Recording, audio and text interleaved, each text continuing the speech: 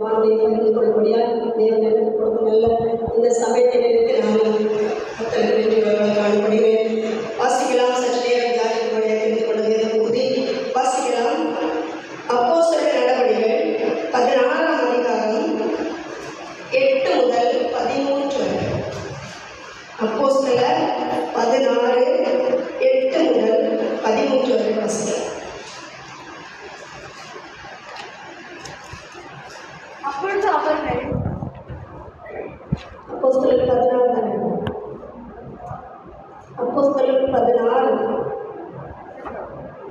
அதிகாரம் 8 முதல் 14. அப்பொழுது அவர்கள் மீசியா பக்கமாய் போய் ரோமாவுக்கு வந்தார்கள். அங்கே ராத்திரியிலே பவுலுக்கு ஒரு தரிசனம் உண்டாயிற்று. அதெல்லாமே மக்கதோனியா தேசத்தான் ஒருவர் வந்திருந்து, நீர் மக்கதோனியாவுக்கு வந்து எங்களுக்கு உதவி செய்ய வேண்டும் என்று தன்னை வேண்டிக் கொண்டதாக இருந்தது.